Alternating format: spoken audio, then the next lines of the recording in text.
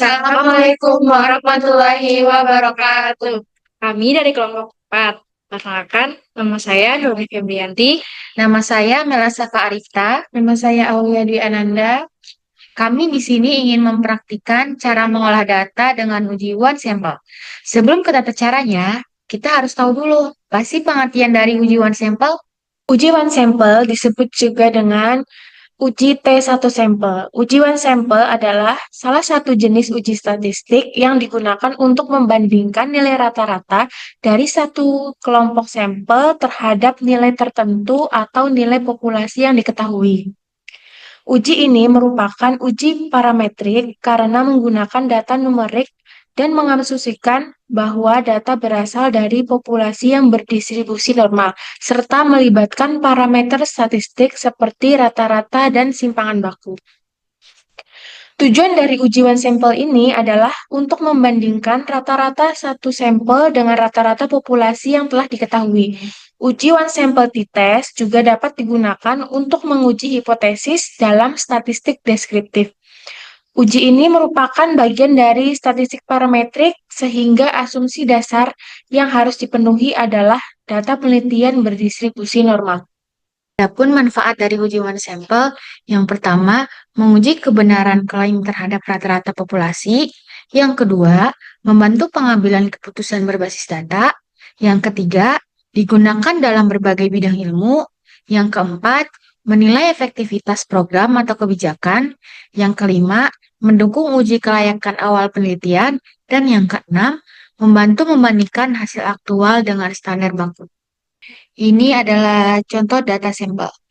Guru kelas 5 ingin mengetahui apakah rata-rata nilai ulangan matematika siswa sudah sesuai dengan KKM yang ditetapkan, yaitu 75. Untuk itu, dikumpulkan data dari 20 siswa dan dilakukan analisis menggunakan uji one sample t-test. Pengujian ini bertujuan untuk mengetahui apakah rata-rata nilai siswa berbeda secara signifikan dari nilai KKM. Hasilnya akan digunakan untuk mengevaluasi keberhasilan pembelajaran dan menentukan apakah diperlukan perbaikan atau tindak lanjut. Adapun nilai ulangan dari 20 siswa sebagai berikut. Sebelum ke uji one sampel, kita akan lakukan uji normality terlebih dahulu untuk mengetahui data ini berdistribusi normal atau tidak. Tujuan dari uji normalitas untuk mengetahui apakah nilai ulangan matematika kelas 5 berdistribusi normal atau tidak sebagai syarat uji one sample t-test. Dasar keputusan uji normalitas yaitu jika normal signifikansi lebih dari 0,05, maka data distribusi normal. 2. Jika nilai signifikansi kurang dari 0,05, maka data tidak berdistribusi normal. Berikut adalah tata caranya.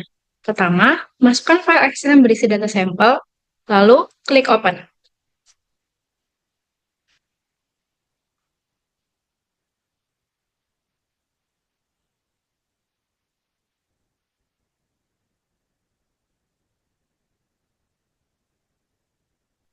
Lalu, klik OK.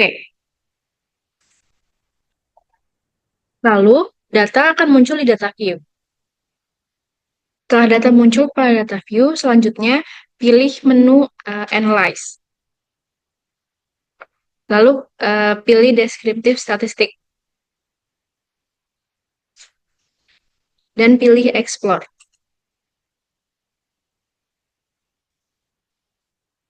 Variabel hasil ulangan matematika dipindahkan ke kolom dependent list, dan klik Plots.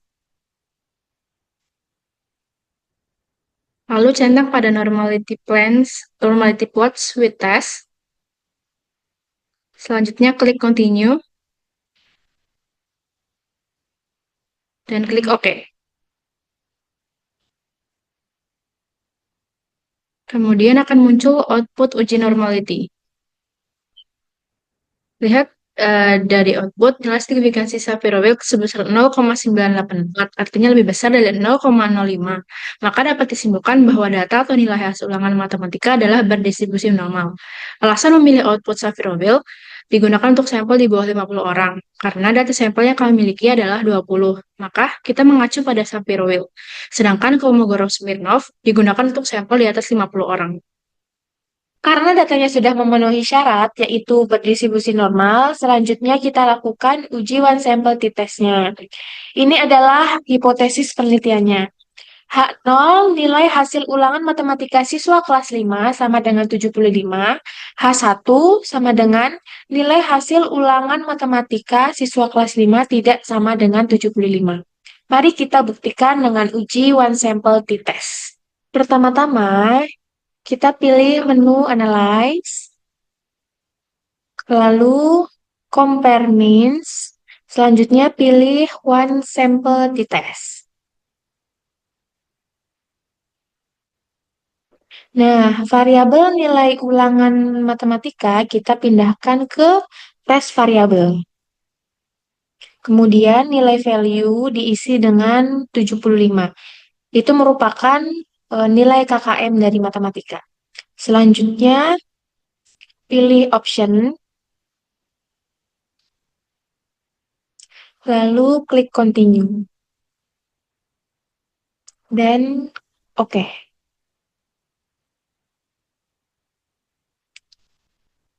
Nah, hasil output dari t-test sudah muncul.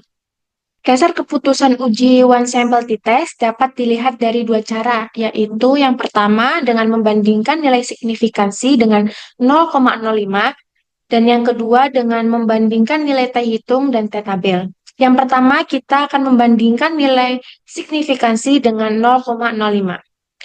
Jika nilai signifikansi itu lebih kecil dari 0,05, maka H0 ditolak. Dan sebaliknya, jika nilai signifikansi two-tiled lebih besar dari 0,05, maka H0 diterima. Berdasarkan tabel pada output hasil uji t-test, nilai signifikansi two-tiled adalah sebesar 0,821. Karena nilai signifikansi two-tiled lebih besar dari 0,05, maka sesuai dengan dasar pengambilan keputusan tersebut, HO diterima. Dengan demikian, dapat diartikan bahwa nilai rata-rata hasil ulangan matematika kelas 5 sama dengan nilai 75. Cara yang kedua yaitu membandingkan nilai T hitung dengan T tabel.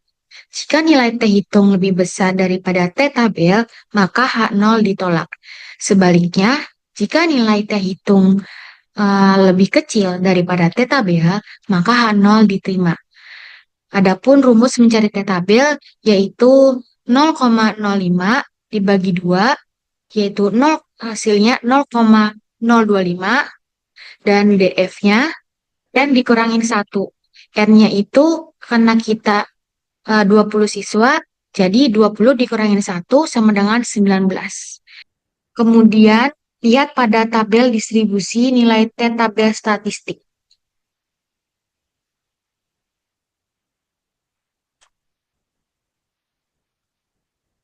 Karena kita tadi T tabel statistiknya itu 0,025 dan jumlah DF-nya yaitu 19, maka ditemukan nilai T tabel sebesar 2,093. Karena nilai T hitung sebesar 0,229 lebih dari T tabel 2,093, maka H0 diterima. Sehingga dapat disimpulkan bahwa nilai rata-rata hasil ulangan matematika kelas 5 adalah sama dengan nilai 75. Berdasarkan hasil analisis terhadap data nilai ulangan matematika sebanyak 20 siswa, diperoleh rata-rata nilai sebesar 75,25 dengan standar deviasi sebesar 4,887. Nilai ini menunjukkan bahwa pencapaian siswa berada pada kisaran yang cukup stabil dan tidak menyimpang jauh dari nilai acuan yang ditetapkan, yaitu 75.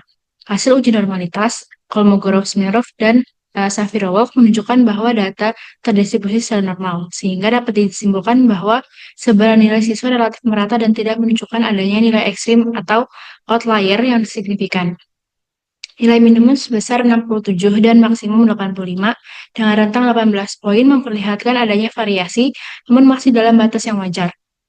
Selanjutnya, hasil uji one sample t-test menunjukkan bahwa tidak terdapat perbedaan yang signifikan antara nilai rata ulangan siswa dengan nilai acuan 75.